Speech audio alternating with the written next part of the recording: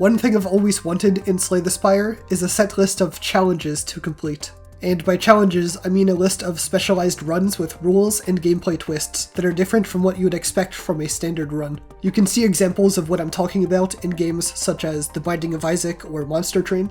The closest thing that Slay the Spire has to this is Custom Mode, where you can create your own unique run from a list of modifiers. But something about that just isn't nearly as satisfying to me as checking off a list that a developer specifically made. So, I made my dreams a reality, and created a mod featuring a list of challenges. The mod is called Curated Challenges, and it currently features 5 challenges for each base game character for a total of 20 challenges. And very importantly, it comes with progress tracking, so you can see which challenges you've completed and whether or not it was done on Ascension 20. I'm quite satisfied with how the mod turned out, and I'll go over how it works. Each challenge has 4 visible components. The first component is the starting deck. I always try to make the challenge starting decks for each character a little bit different from their base starting decks. I believe that even small changes to the initial loadout can really freshen up early game combats, which can be monotonous after several hundreds of hours of playtime. The second component is the starting relics. Again, I try to look for excuses to change this up a bit for a bit of variety. The third component is special rules. Special rules essentially tell you how the run is going to be different from a standard run. These can be anything from simple effects that happen at the start of your turn, to different map generation, to adjusted card pools, and more. Almost every challenge has at least one special rule. The fourth and final component is win conditions.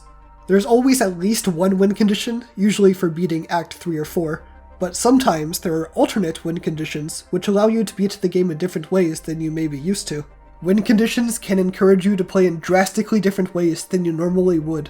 For example, in the Endoparasitic challenge, you start with Duvu Doll and 6 parasites in the starting deck. What this means is that during combat, you are going to have lots of strength, but also lots of dead draws. You could beat the challenge by simply completing Act 3, or you could win prematurely by removing all parasites from your deck. To do this, you may consider making some decisions that would normally be perceived as insane, such as using Astrolabe to transform 3 parasites into 3 new non-parasite curses. Some challenges have hidden components that aren't explicitly stated. This is vaguely alluded to in the Steam Workshop description, but I didn't want to give specifics and overload the player with information. For example, there was a very funny challenge for the Silent called Freeloader that makes it so you will frequently encounter Loth in unknown rooms. You're forced to give up a relic each time you see him, and whenever you do that, he gives you a circlet. I have some background code that makes it so he will never ask for a circlet, meaning you have to actually give up something of value each time you see Loth. Okay, so that was an overview of the challenge structure. My goal was to make each challenge unique and to make you question the way you normally play the game. Not all challenges are necessarily challenging. For example, the Endoparasitic challenge is pretty easy, the Zenith challenge is pretty easy, etc. But there's definitely some incredibly tough ones that even I haven't managed to complete yet. I'd like to take some time now to highlight some of the most spicy challenges for each character. For Ironclad, the Matchmaker challenge is ridiculous. The gist is that every time you see a card reward, it is instead everyone's favorite event minigame, Match and Keep. It's not necessarily difficult, but it's hilarious, and honestly, quite intriguing, as the gimmick isn't all downside. You do technically see more cards thanks to Question Card, which is a starting relic, and it means that you can take more than one card from card rewards, which is not something that you would typically be allowed to do.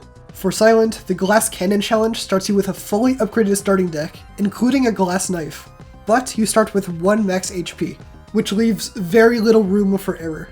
Face of Cleric means you do accumulate max HP after each combat, but you'll still likely be on edge for the entire run. If you were a Defect player, you might be afraid of Awakened One thanks to their unique Curiosity buff, which punishes you for playing power cards. So, in the Curious Creatures challenge, I made every enemy curious. You're welcome.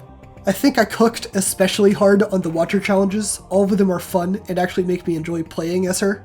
But I'll highlight the Fast Track challenge in particular.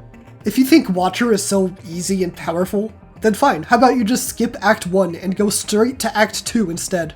Granted, your starting deck is entirely upgraded, and you do start with potions as well as a bunch of gold, But even with those advantages, you would be surprised at how difficult it is to find a scaling solution for the Act 2 boss in such a short amount of time. Hopefully you found those examples entertaining, and if you want to play them yourself, you can download the mod from the Steam Workshop, link in the description.